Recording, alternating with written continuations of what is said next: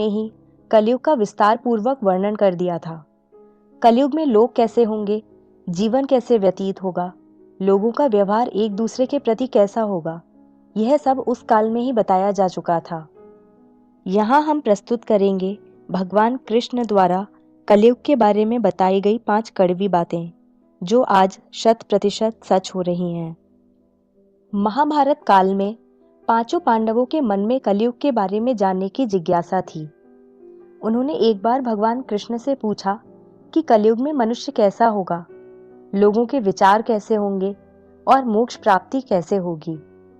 ये प्रश्न सुनकर भगवान कृष्ण ने पांचों पांडवों को वन में जाने के लिए कहा और यह भी कहा कि जो कुछ भी तुम वहां देखो मुझे विस्तार में आकर बताना। पांचों भाई वन में जाकर वापस आए और भगवान कृष्ण को क्या बताते हैं, चलिए जानते हैं।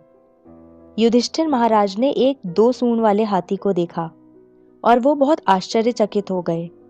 जब उन्होंने भगवान कृष्ण को इस दृश्य के बारे में बताया तो भगवान ने उत्तर दिया कि कलयुग में ऐसे लोग राज्य करेंगे जो बोलेंगे कुछ और करेंगे कुछ और।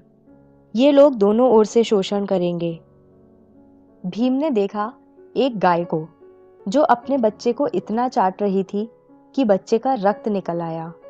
भीम यह देखकर दंग रह गए और भगवान कृष्ण से इसका अर्थ पूछा। कृष्ण ने बताया कि कलयुग का मनुष्य अपने बच्चों से इतना आसक्त होगा कि ऐसी ममता के कारण बच्चों का विकास ही रुक जाएगा।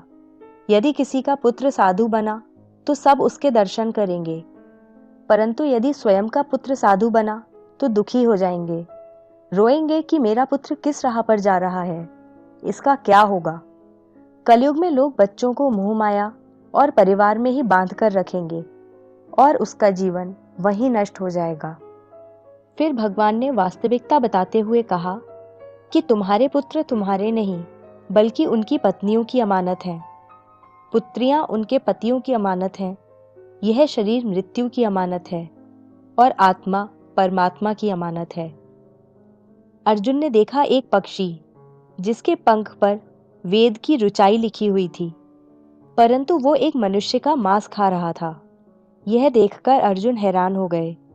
इस पर भगवान ने बताया कि कलयुग में ऐसे लोग होंगे जिन्हें विद्वान कहा जाएगा, किंतु उनकी मंशा यही होगी कि किसकी जल्दी मृत्यु हो और उसकी संपत्ति को अपना लिया जाए। व्यक्ति का औहदा चाहे कितना भी बड़ा होगा, परंतु उसकी दृष्टि दूसरों की संपत्ति पर ही रहेगी। ऐसे लोग बहुत होंगे जो दूसरे के धन को छीनने को आतुर होंगे। वास्तविक संत तो कोई कोई ही होगा। नकुल ने देखा कि एक भारी चट्टान पर्वत से गिरी और बड़े से बड़े वृक्ष भी उसे नहीं रोक पाए, परंतु एक छोटे से पौधे से टकराकर वह चट्टान वहीं रुक गई। इसका अर्थ बताते हुए कृष्ण ने कहा कि कलयुग में मनुष्य की बुद्धि क्षीण होगी, उसका जीवन पतन होगा और इस पतन को धन या सत्ता के वृक्ष रोकने में सक्षम नहीं होंगे, किंतु हरिनाम रूपी एक छोटे से पौधे से मनुष्य का जीवन पतित होने से रुक जाएगा। हरि कीर्तन से मनुष्य की बुद्धि प्रबल होगी। सहदेव ने वन में अनेकों कुएं देखे, जिनमें से केवल बीच का कुआं खाली था, जो कि सबसे गहरा था। कृष्ण ने इसका अर्थ बताया कि कलयुग में धनी व्यक्ति अपने शौक के लिए पुत्री विवाह में, उत्सवों में, बहुतायत में धन खर्च करेंगे, परंतु यदि किसी भूखे को देखेंगे तो उसकी सहायता करने में किसी को कोई रुचि नहीं होगी। इंद्रियों की संतुष्टि, मदिरापान, मांस भक्षण और व्यसन में धन खर्च